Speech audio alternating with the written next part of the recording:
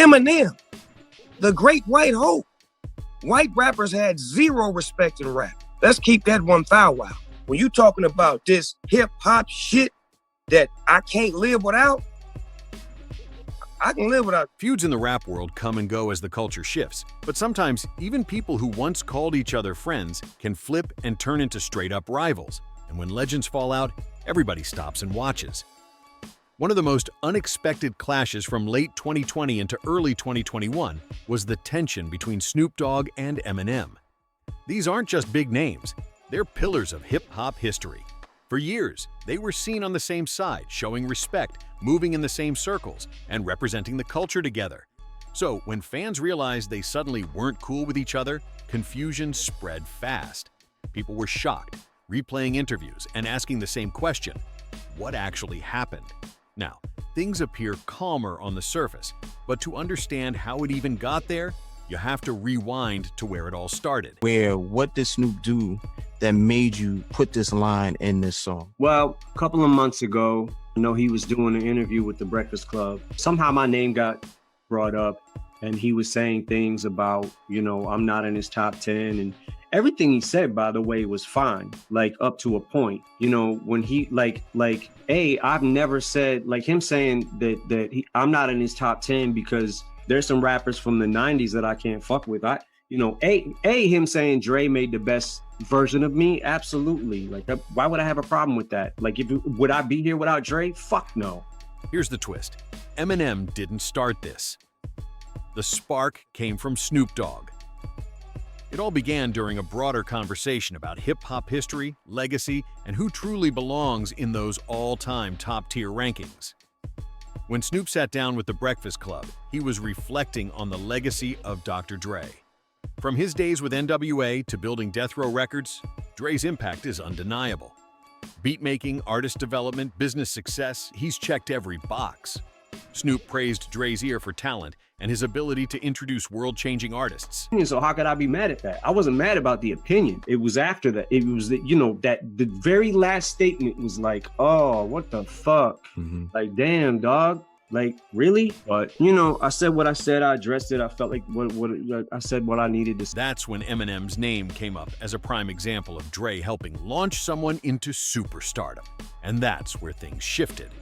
Snoop made a bold statement calling Eminem the Great White Hope and suggested that Dr. Dre placed Eminem in a position where the public would see him as a top 10 rapper of all time, then immediately said he personally didn't agree.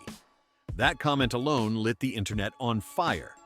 Snoop followed it up by saying Eminem is undeniably a top-tier lyricist, but implied that a major part of his rise came from Dre's guidance and positioning.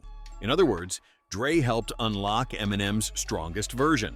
On the surface, that sounded like a heavy shot, especially considering Eminem has delivered chart-topping albums and hits even without Dre directly involved. What surprised a lot of people later was Eminem himself admitting Snoop wasn't completely wrong about Dre's influence. That honesty caught fans off guard. But Snoop didn't stop there. The conversation kept rolling because he was asked about his personal top 10 rappers of all time. Once Eminem didn't make that list, people wanted names. Snoop started listing legends from the 80s and 90s: Rakim, Big Daddy Kane, KRS-One, LL Cool J, and Ice Cube. Then he dropped the line that really shook things up, saying that when it comes to the hip-hop he can't live without, Eminem's music isn't part of that list. That statement hit like a shockwave. Snoop tried to soften it by saying they were still brothers in the OG rapper sense, which matters a lot in hip-hop culture. But for Eminem, that wasn't the real issue.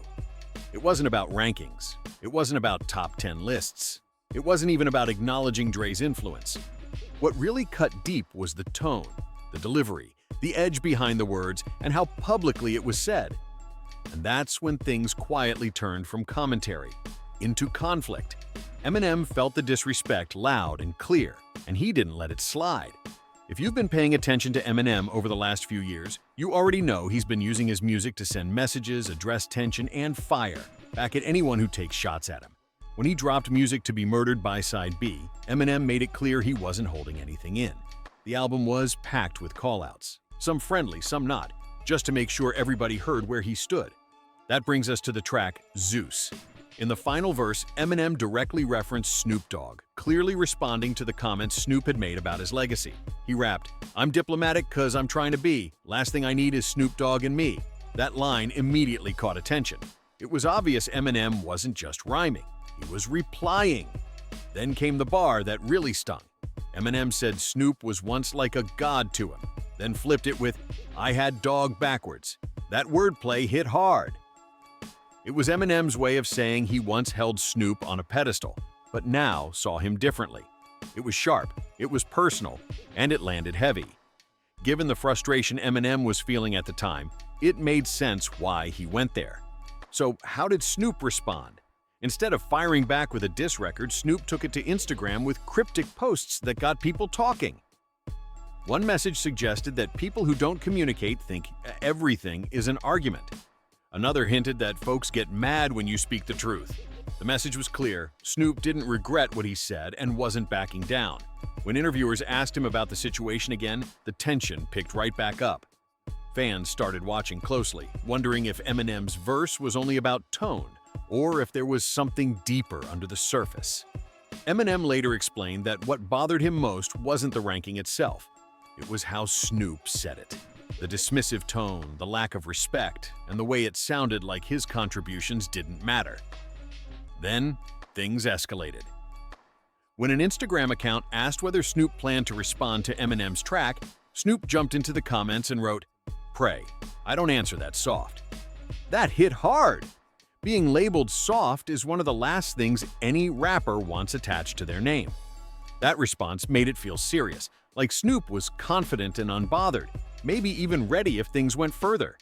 Fans started imagining what a full-blown clash would look like. Something on the level of 50 Cent versus Ja Rule, or Eminem versus Machine Gun Kelly, where every track gets sharper, and the goal is to end the other artist's momentum. But here's the reality. Even though Eminem was still releasing music, not all of it hit the way fans expected.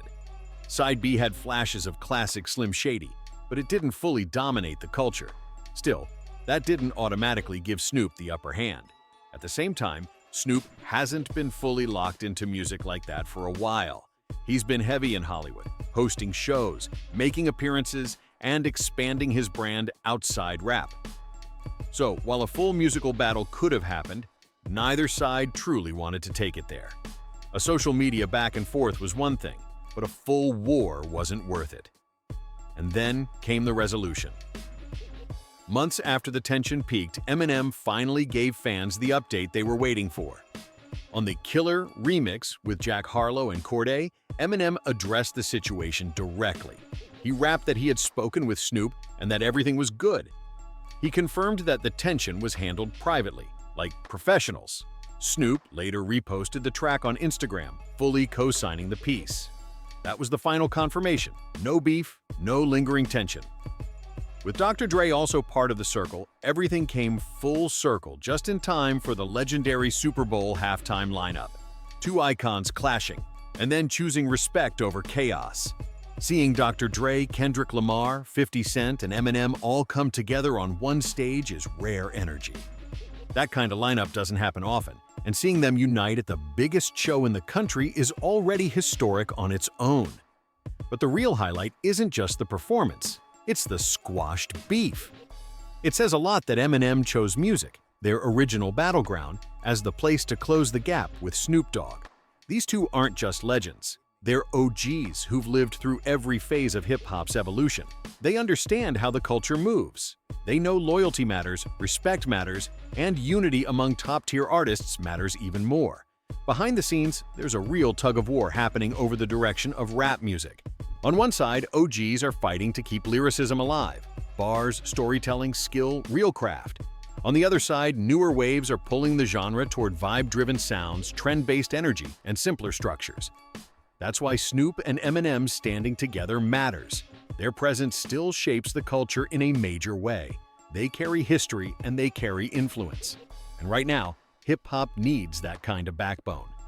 Both Snoop and Slim Shady have been clear. They're not rocking with mumble-style rap the way it's often presented today. Since they share that stance, they knew it made no sense to let a small feud distract them from pushing the culture forward. Now that the tension is gone, they can focus on doing what OGs are supposed to do: protect the foundation while letting the culture evolve. You hear people talk all the time about a changing of the guard in music, older artists being replaced by newer ones who fit the moment. That's how some genres faded out over time. But hip-hop is different. The old guard isn't being pushed out by something stronger. The culture is expanding, branching into new lanes without erasing what came before. OGs like Snoop and Eminem still hold weight because their style, influence, and legacy still matter. At the end of the day, this whole saga reminded the culture of one thing: even giants stumble, but real legends stand back up together. Hip-hop moves forward because its pillars stay solid, not because they tear each other down. If you rock with stories that peel back the curtain, expose real tension, and break down the culture beyond the headlines, then you're in the right place. Make sure you hit the like button, share this video, drop a comment, and subscribe to the channel. This is Drama and Brief, and trust me, the next story we drop is going to shake the room even harder.